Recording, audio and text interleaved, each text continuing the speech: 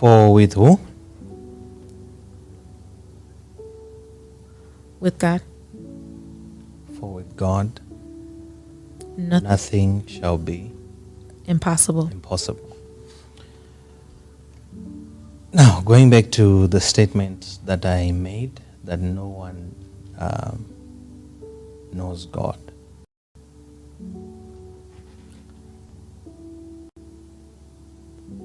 God can only be known by himself.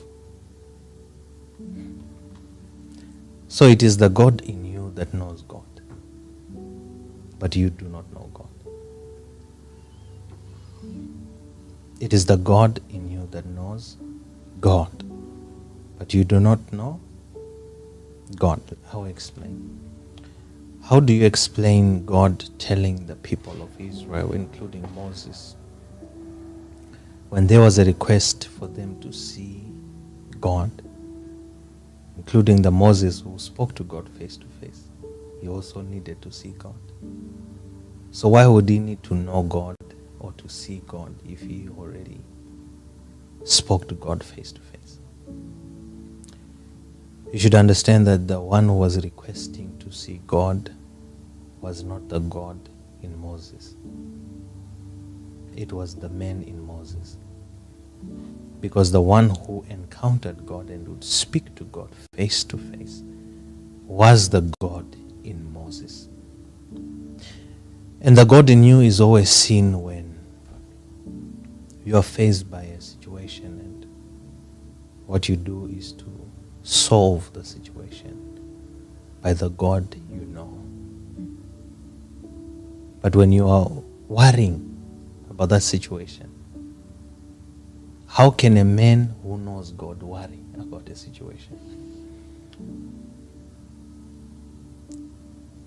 So that's why God says, ye are gods.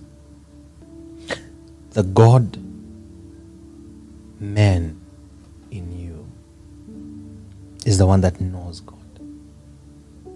But you do not know God. The fact that you pray for your rent house is an indication that you do not know God. So if you want to see that men do not know God, listen to the prayer requests. Listen to the prayer requests. And I mentioned something, and I said, why is it Jesus is angry at the disciples?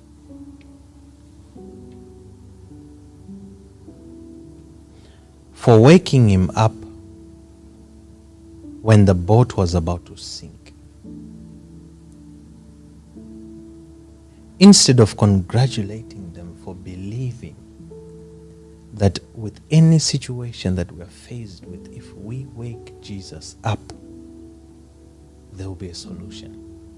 But instead, Jesus is angry at them, rebuking them. Ye of little faith. What was he expecting them to do that is apart from them coming to him?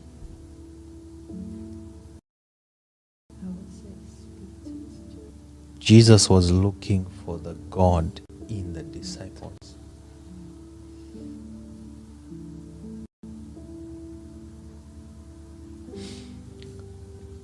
When you find yourself sometimes crying to God, is not because you have surrendered your life. It is because you have refused to surrender your life. Because if you had surrendered your life to God, then you would not be crying to God. It is God who would be crying on your behalf. Why would you surrender your life to God and still have to worry about yourself? That's why Jesus stands to say, worry not about your tomorrow. Do not be anxious for your tomorrow. Why is Jesus so confident in saying a statement that contradicts the care of your own life? Because if you now cease to worry about your tomorrow, that means you no longer care about your life.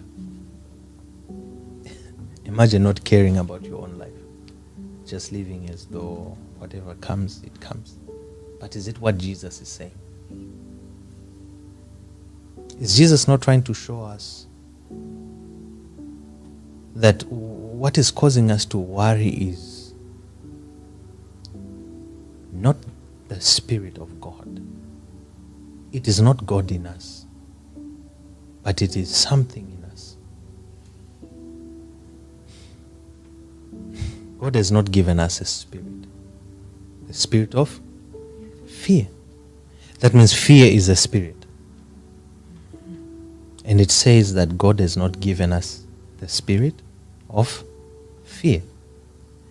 That means there's a spirit that God has given us. What is that spirit? What is that spirit? That spirit is Himself. That spirit is Himself. Okay, John chapter number 14, verse 6. John chapter number 14, verse 6. John chapter number 14, verse 6. Amen. Jesus saith unto him, I am the way, the truth, and the life. No man cometh unto the Father but by me. I am the what? The way, the truth, and the life. I'm the way, the truth, and the Life. I am the way, the truth, and the life. No one what? Cometh unto the Father. I need you to take note of what Jesus is now saying. No one comes to the Father. He didn't say no one goes to the Father. He said no one comes. So what is he saying? He's trying to say, I am with the Father. Because if I tell you that you cannot come here, that means I am in that place. If I say you cannot go there, that means I'm not there, but it's another location that I'm pointing towards. But the moment I say here, come here, that means I'm present. So when Jesus is saying no one can what? Can go to the Father except through me. Then he says what? He speaks of a coming. Coming. That means he's what? He's present. Now, hear me, child of God. Jesus is saying he is the way. But the word way there is not a path to. It is a formula. Okay? If I want to show you how to do something, let's say maybe driving a car, I can say this is the way that you do it. All right? What am I giving you? Am I giving you a path or I'm giving you a method?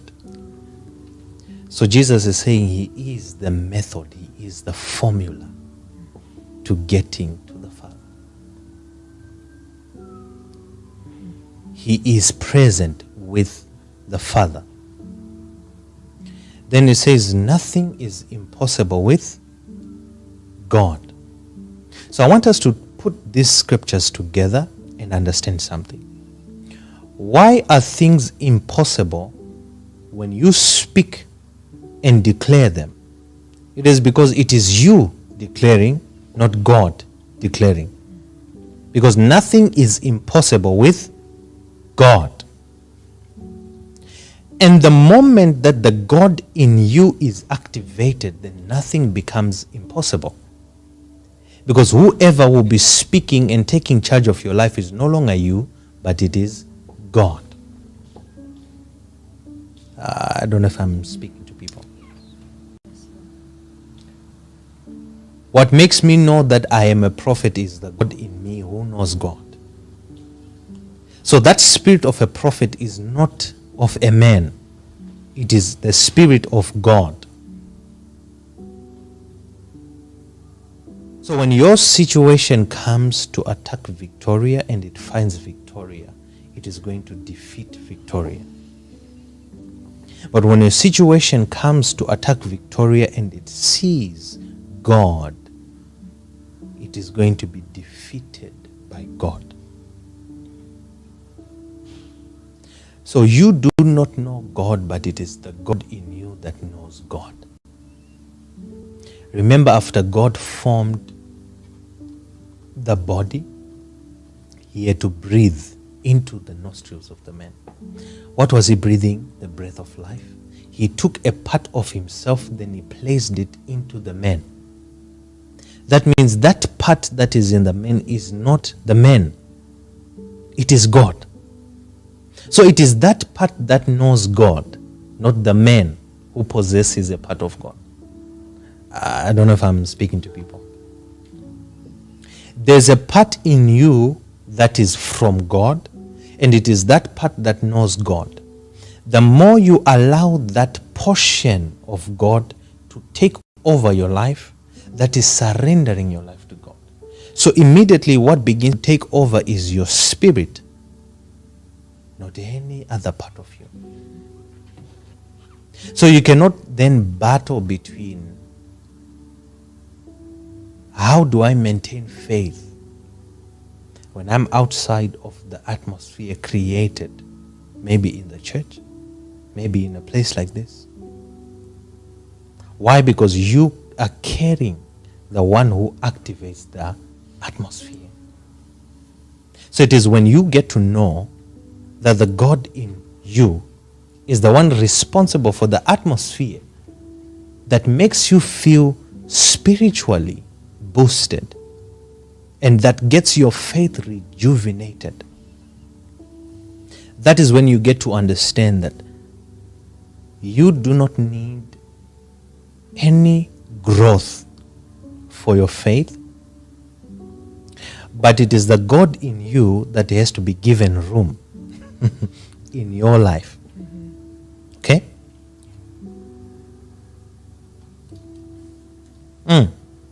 This is so powerful. All right. Let me try and break it down. So hear me. If God gave you his spirit, that means the spirit of fear is a replacement of the spirit that God gave you. So what begins to happen is that the failure to attain things by God in your life is as a result of the replacement of the Spirit of God that occurred in your life, where you replace the Spirit of God with the spirit of fear. Where you hear that your grandmother is having surgery, then you begin to foresee the surgery going wrong. What is speaking in you is not the Spirit of God. It is the spirit of fear.